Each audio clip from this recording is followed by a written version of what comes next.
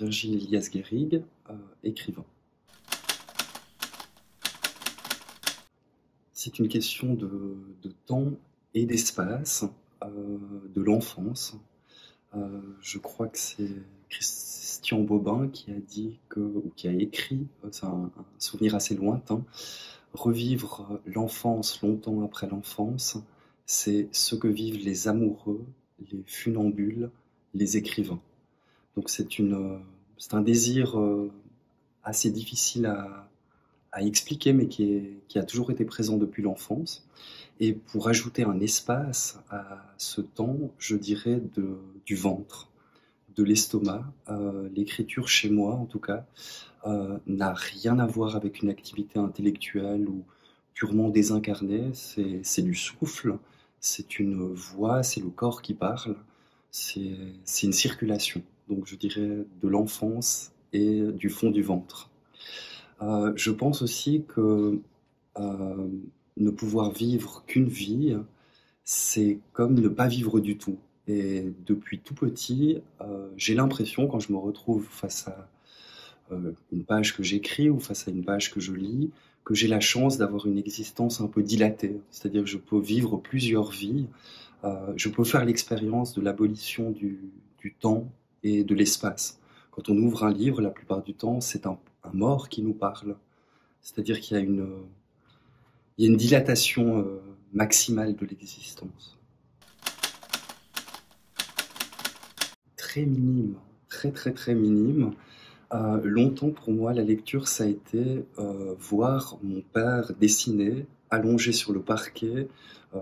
Il faisait des dessins plutôt abstraits, et je le voyais tracer des traits de couleur au néocolore, et j'avais vraiment l'impression que c'était mon premier type de lecture. Ensuite, il y a eu le fait de suivre des yeux les trajectoires rectilignes et courbes d'un ballon sur un terrain de foot et des mouvements de corps dans une salle de danse, parce que j'ai fait du football et de la danse classique. Si je vous dis ça, c'est tout simplement parce que très longtemps la lecture a été très éloignée de moi et j'ai toujours, encore aujourd'hui, au fait un rapport assez conflictuel avec l'écriture et la lecture. J'ai l'impression que c'est comme s'il y avait une tension entre la vie et l'art. Et parfois cette impression qu'on développe un art comme une tentative de rattraper un art de vivre qui ne serait pas là. D'essayer de comprendre ce qui se passe autour de soi. Après, évidemment que j'ai eu le droit aux lectures de maman, comme mes frères et sœurs, mais j'ai l'impression, des lectures aussi au chalet, c'est au chalet surtout que les livres étaient présents, donc plutôt dans les moments un peu off, les parenthèses estivales, où pour se désennuyer, on lit. Donc c'était plutôt je dirais la troisième ou quatrième solution avant d'aller jouer au foot, ou avant d'aller danser, ou avant d'aller voir des amis. Et peut-être que mes premiers souvenirs de lecture sont des livres audio. Je me souviens de livres audio d'Ali Baba et les 40 voleurs, ou des contes de Grimm. Donc c'est assez étonnant. Voilà, j'ai pas lu beaucoup quand j'étais enfant. Ah, la première et deuxième personne au singulier du verbe valoir à l'imparfait. C'est ça pour moi le valet au départ, c'est-à-dire c'est une relation de je t'aime moi non plus. Ça a été très longtemps comme ça. Je crois que maintenant la relation est un peu plus apaisée. Je crois que c'est mes expériences en dehors du Valais, notamment à travers des résidences d'écriture à Berlin et au Caire, qui m'ont permis un petit peu de déployer des ailes, parce que le Valais, très longtemps, pour moi, était associé à des racines un peu coriaces, comme ça, qui m'empêchaient de respirer d'une certaine façon. Et je crois qu'on ressemble toujours un petit peu au pays ou au paysage qui a formé le premier paysage de notre vie. Et il a fallu le passage par l'ailleurs, par l'extérieur du canton, que ce soit pour mes études ou que ce soit un peu plus loin pour l'écriture, pour que cette relation au Valais s'apaise. Mais j'aurais tendance à penser qu'on n'habite pas vraiment un pays. Pour moi, un pays, c'est quand même aussi un peu une fiction. Je crois qu'on habite davantage une langue.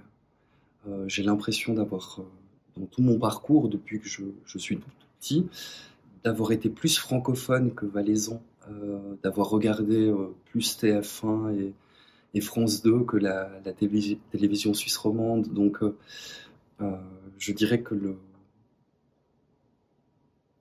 je retiens du Valais sa langue française très particulière et très belle. Ah, un rituel, peut-être plusieurs rituels. Alors l'écriture, c'est une activité assez particulière parce que à la fois c'est un mouvement continu. J'ai l'impression en fait que écrire et vivre, finalement, c'est à peu près la même chose. Mais en même temps, ce mouvement continu, au fait, se fragmente beaucoup. C'est-à-dire que écrire, c'est pas uniquement écrire à sa table.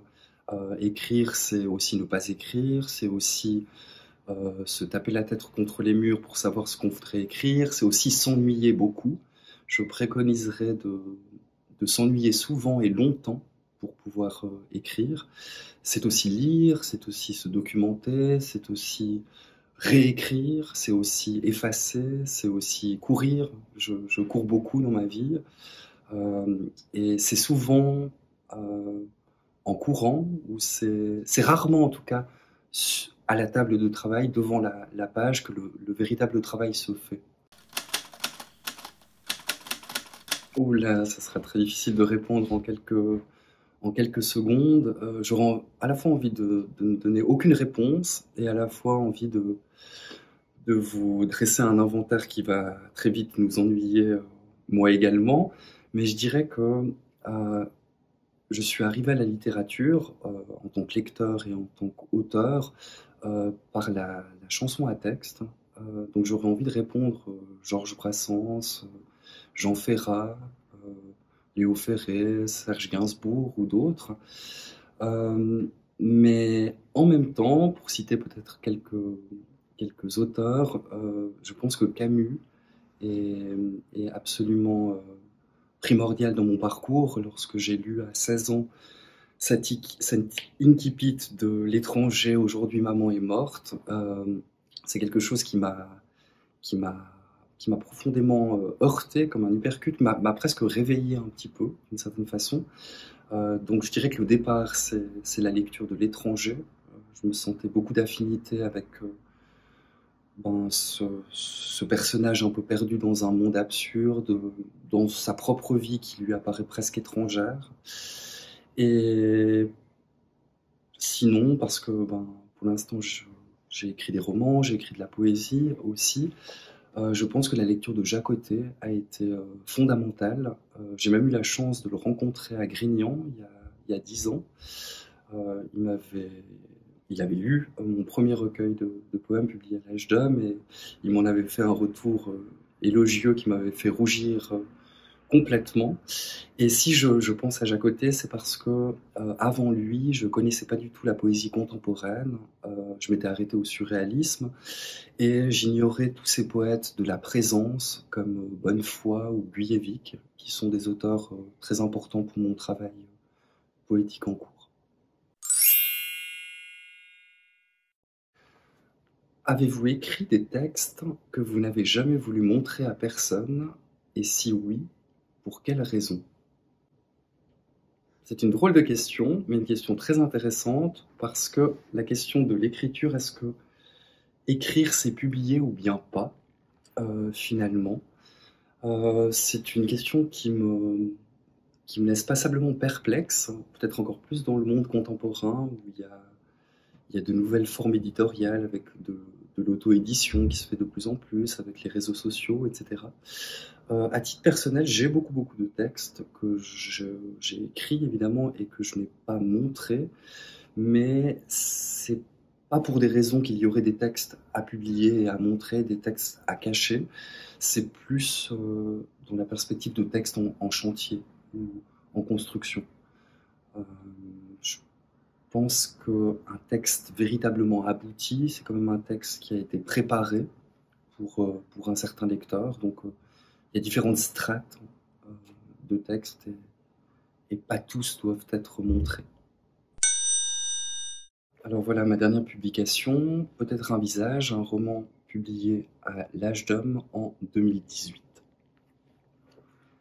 Je vais vous lire un extrait d'un passage où l'auteur de ce roman se pose des questions sur le roman en cours.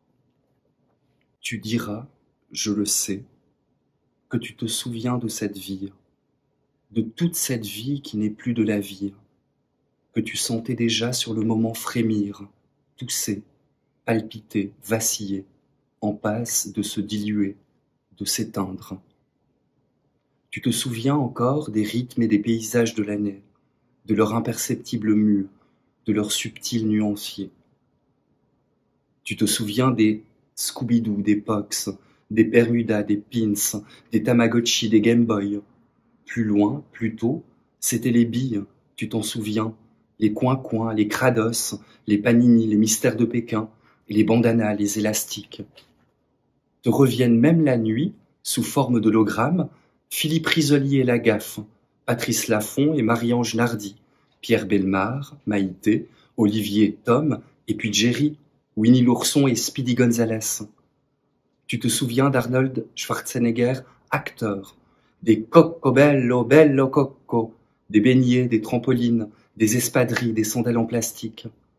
Tu te souviens du premier Atari, des guerres spatiales dans des navettes aussi spatiales, du jeu des Bricks, des Worms. Tu revois Danse avec les loups, Pretty Woman, Jean de Florette. Mais la plupart du temps, tous les écrans coupés, tu sortais, enfourchais ton vélo, filais à toute vitesse visiter un copain, même que parfois il habitait à plusieurs kilomètres. Tu frappais à sa porte avant de demander à son papa, à sa maman, son frère, sa sœur, si tu pouvais sortir et jouer avec lui, pédaler jusqu'à la place du cirque et rester dans le parc pour toute l'après-midi. En crachant pour de faux, tu jurais d'être sage, d'être rentré pour le souper sans un bobo. Et ces après-midi, toutes ces après-midi, étaient des infinies saisons, des océans, d'autres vies dans la vie, dilatées.